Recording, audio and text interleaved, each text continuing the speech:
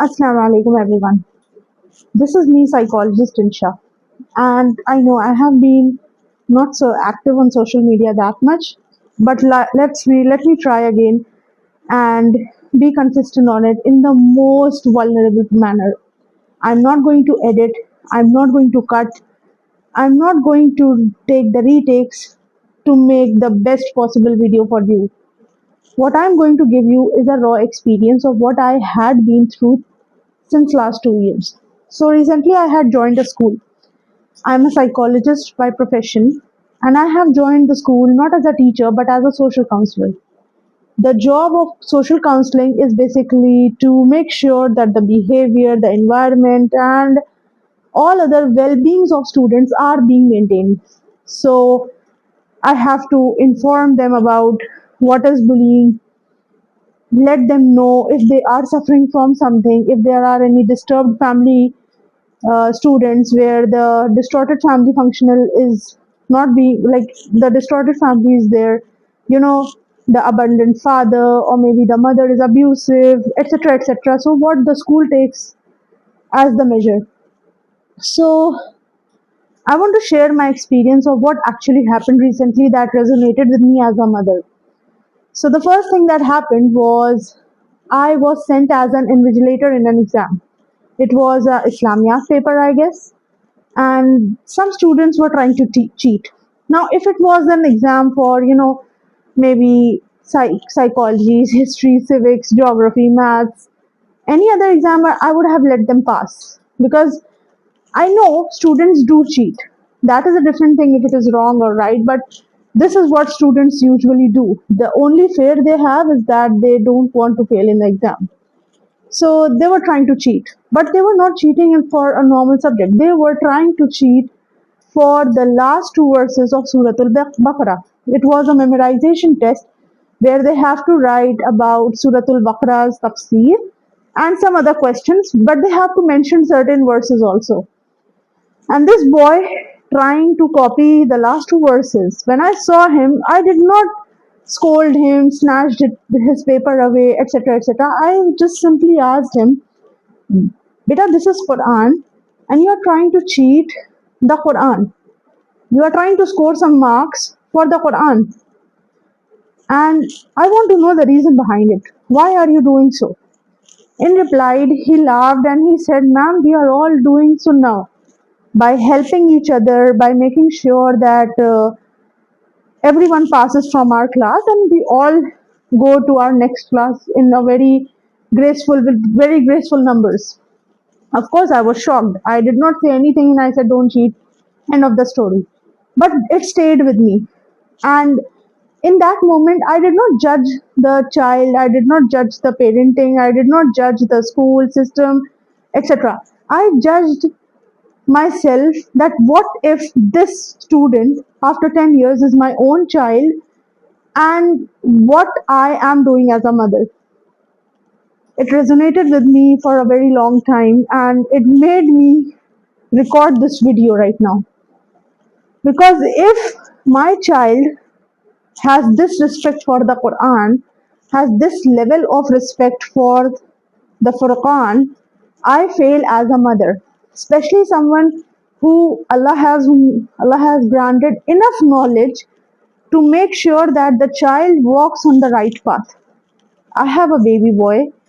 He is almost 2, and I will never want him to have this level of respect for himself in his heart for the Quran. Who should I blame? The parents, the school, the child, the system, the Islamiyat teacher. Who should I blame for having such relationship with the Quran and the students of the future Ummah? Like the future Ummah students, the Muslims of the future are having this kind of mindset for the Quran. It really, really stayed with me for a very long time and I kept on thinking on it. Still, I think of it. I want to know other moms' opinion if they are scared for their children in the future. And let me tell you, parents, one thing.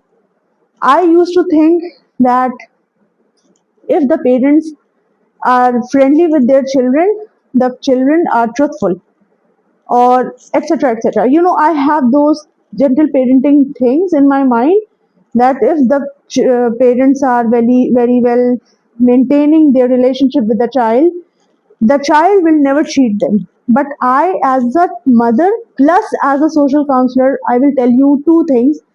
First thing is, your child is only 80% what he is at home.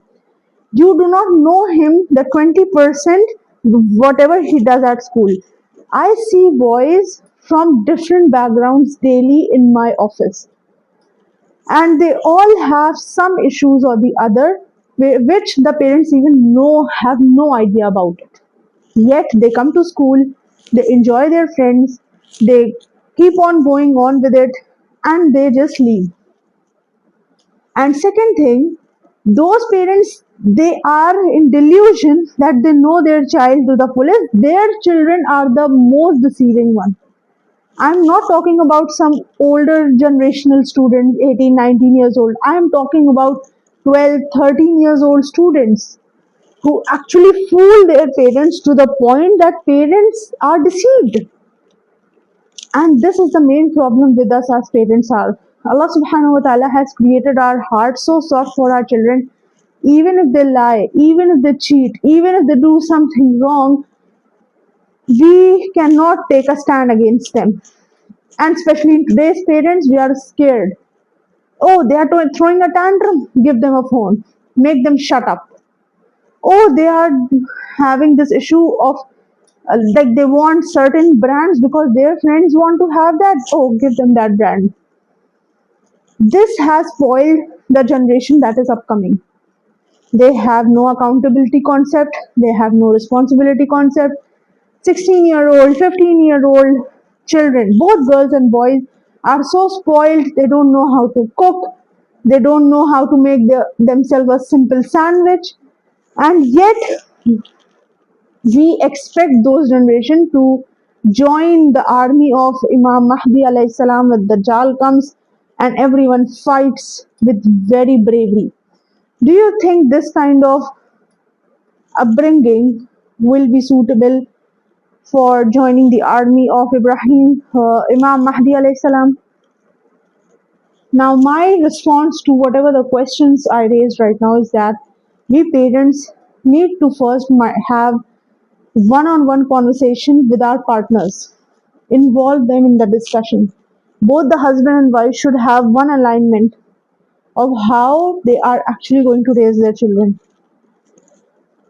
I have so much of topics right now that I can discuss about it, but I will just cut short the video to make sure that it does not disappoint anyone.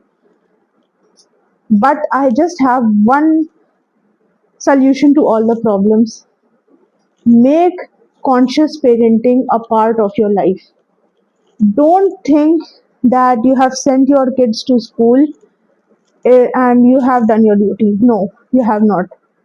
Even your duty is more, because now your kids are going and exposing themselves to so many issues that they were safe when they were home. So if you think that you are sending them to school to make them very educated, yeah, you will make them, but you are also corrupting them. The school, I live in Bahrain, okay, and here, you know how the expatriate lifestyle is actually mingled with Arabs, Indians, Pakistanis, Bangladeshis, you name one country and they are all here. So the school I work in, there are almost many nationalities all studying together. Majorities are Arabs, then comes the Bahrainis, Saudis, then Ethiopians, Kenyans, Indians, Pakistanis, all of them study together.